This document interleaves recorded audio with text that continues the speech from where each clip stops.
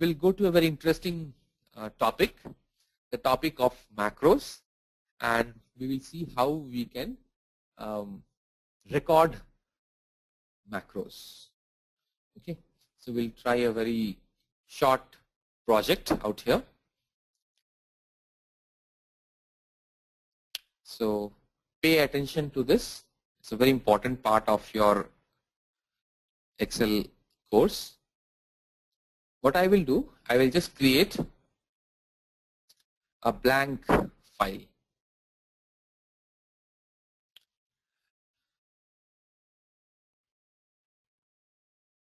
So this is a blank file.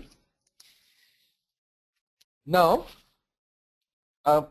it's a collection of data which can be done without copy and paste at one place. Okay, I think you have got the logic, but you're not able to express what the exact thing is. Macro, in simple terms, you say that if you have some repetitive task, then you can automate that using macro. So that is the concept of macro. So macro in Excel allows you to automate repetitive tasks. So what we will do here, we will try to record a macro from a fresh Excel sheet, and my objective here is to make an attendance sheet. Okay, so attendance sheet is there for all the organizations, and there are internal attendance sheets also that we create, and then we pass it to some other departments. So let's take an example that I am from HR, and I want to track the attendance of each of the departments in an Excel sheet. Now I don't want people to use their own formats or designs. So that's why I want that I will give them a format, and that they can use. So instead of making the Excel file over and again, what we can do, and see, this attendance is not only for 1 month, this will be for months and months. So every time you need not do that formatting and copy pasting and data and all those things, the headings and everything. So let's try to automate the thing. We'll take a fresh sheet. The first step of creating a macro is to convert this file into a macro enabled file. Right now, this file is only having an extension of .xlsx, which is a simple Excel file. We need to convert this into a macro enabled file. Let's see how do we do that. We need to go to File,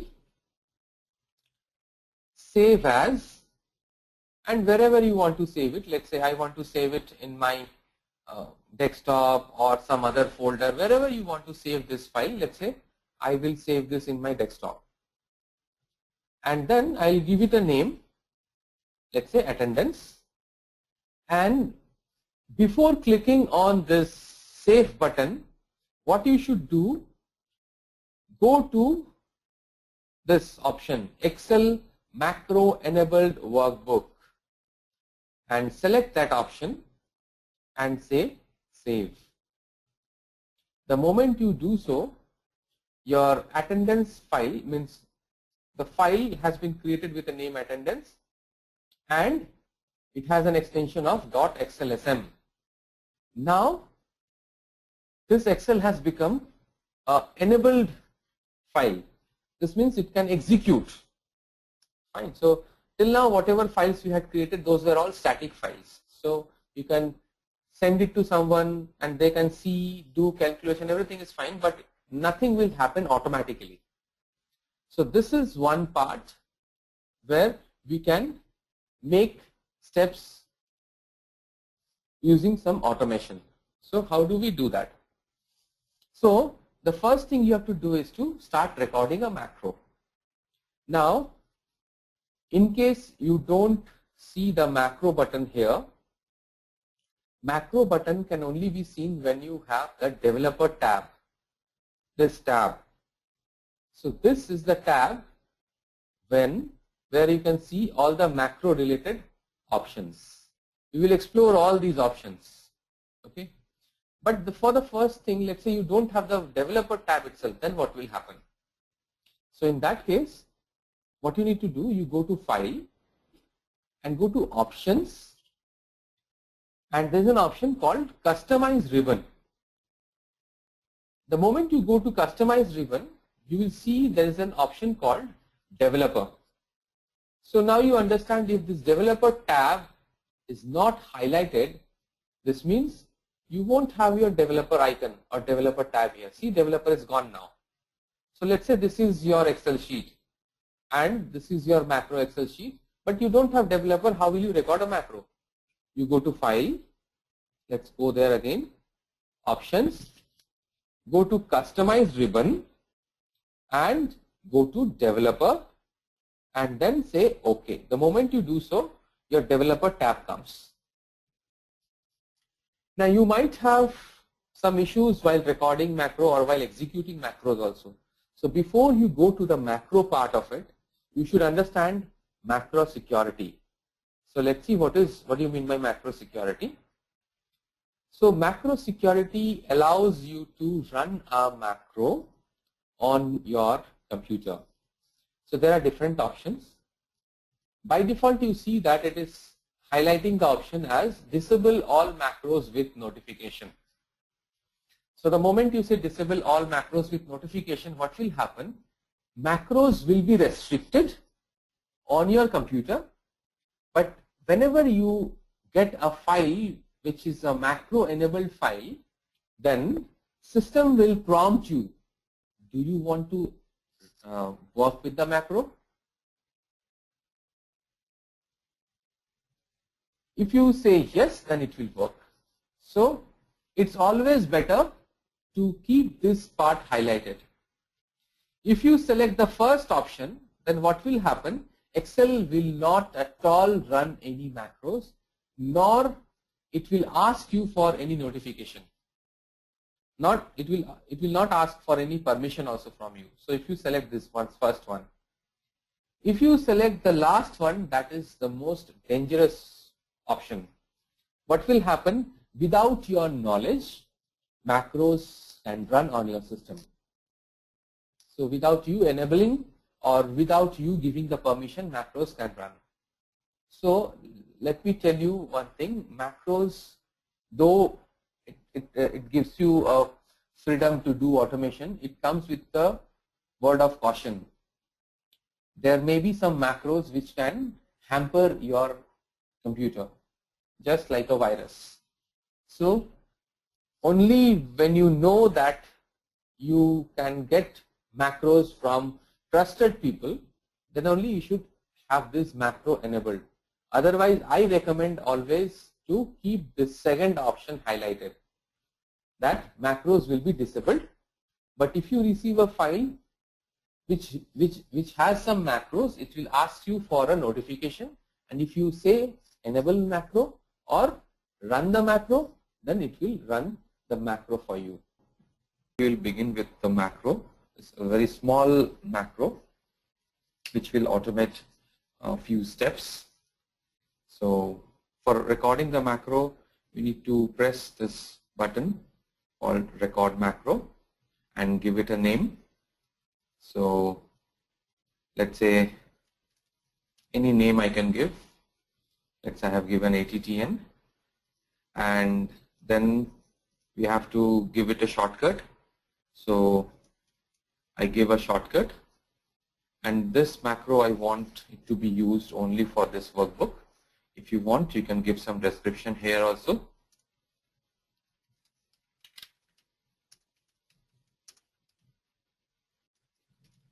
So this also we can do. The moment we do so, the recording starts. So we suppose wanted to make a generic attendance sheet. So we just saying month and let's say code, name, department, and let's say this month's attendance sheet I am making. Right now see that the entire macro, the entire process, whatever we are doing, this is being recorded. So I can just put this month. The moment I do so, Excel automatically takes the first day of the month and writes it at December 2014, which is absolutely fine. And then I want to create the attendance sheet. So what I will do, the first date of the attendance should always be the initial date. And then I drag it up till some dates, let's say. If you want, you can drag it till 10 also. However, we see that the dates are not getting populated. The problem is that we have given a formula here. So this formula is not working for the other cells. So what we should do, we should say this plus 1. The moment we do so, we see that the numbers have arrived. Now please keep it in mind that this is not actually 1, it is actually a date. Now if I want to find out, so this was one date format. Here, if I want to find out the day of the week for this date, then we use a function called text. We'll see some other examples also for this text function through our presentation.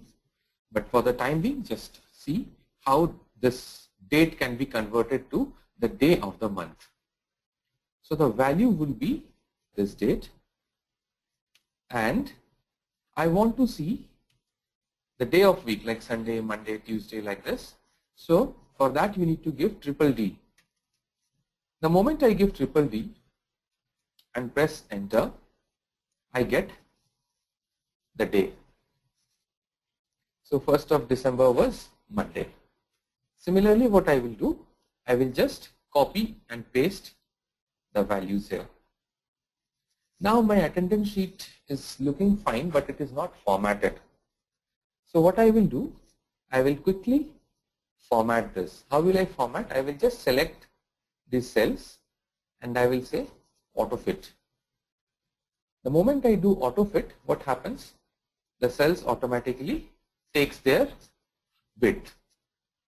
Then what I do, I put something like this, and then I put some border so that it looks almost like an attendance sheet.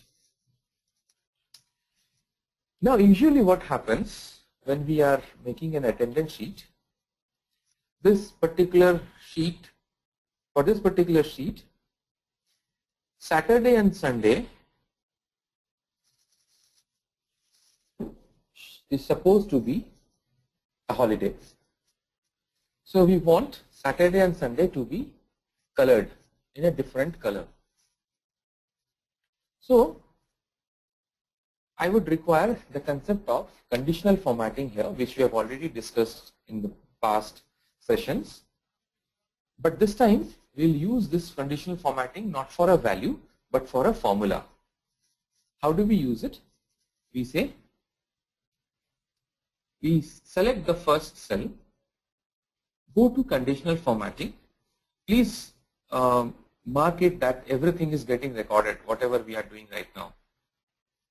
We go to new rule and then use a formula, and then we say that if the date means if this particular day of week is Saturday or Sunday, then please color this particular cell. See what happens. We have to use an operator called OR, and then we say or this value is equal to Saturday, or this value is equal to Sunday, then change the format. But I want this to move through columns. That's why I won't give it an absolute reference. I would rather prefer a mixed reference. Similarly, for this also, we give it as mixed reference. And then I go to format and I go to fill and I select a color, let's say any color I want, and I say OK, and I say OK. So nothing happens because this is a Monday. So for Monday it won't be highlighted. Then how it will get highlighted? What we will do, we will copy this format and paste it throughout all the cells. The moment we do so, we see that Saturday, Sunday has been highlighted. So let's say this is what we wanted to do for the macro. So our macro is done. What we will do, we will just stop the macro. So macro is stopped. Now what we can do, we can go to any of the sheet, and we know that we have given a shortcut to our macro. So we can either go to developer, macros, and run this macro like this. See, the macro is executed. So this was one file and this is our second file. So the formatting is not applicable. We can change the formatting. Not a problem. We can simply go to format cells and then we can just give DD. The moment we do so, it happens. So in any of the worksheets, we can now get the attendance sheet. Now there is one more magic that we have.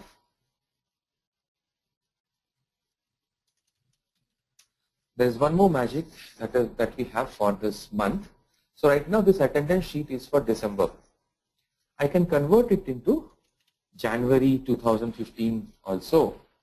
The moment I do so, what happens? Your days and months changes. Why? Because you see that everything is a formula over here. Everything is a formula. So the logic is, whenever you put a month, the first cell takes the month. The consecutive cells takes one more value from the first cell. And then these all days come from a function called day. So text function is there through which we can pull out the day. And this we have done through conditional formatting. So you see any of the month, I can prepare an attendance sheet now. So this is the use of macros. I go to any of the sheets, I take my cursor, and if I want, I can just take the shortcut also, Control-Shift-M. So automatically what happens? It creates the macro. So you see sheet number 3 has also got a new macro. So this is the concept of macro. So for you, this is macro. Now this macro has been recorded. Understand that Excel writes this macro whenever you are recording it. So if you want to see at any point of time that how my macro looks like, you can always go to Visual Basic here and then see the macro code. So this is the macro code that has been written by Excel. This is the macro code. So macro codes are always written in a module. So these are the modules. So a macro code is written here like this.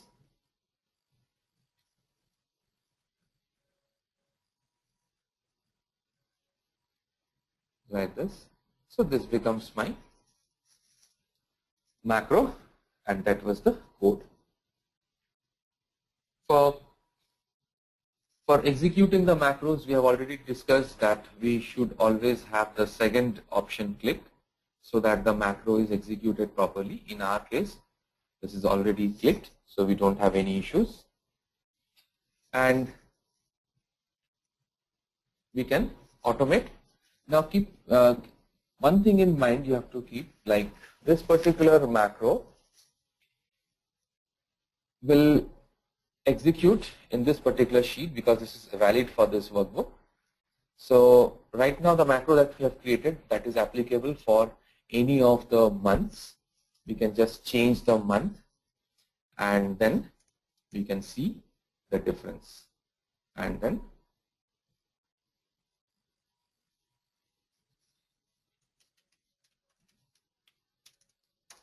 like this. So this is how a macro is created.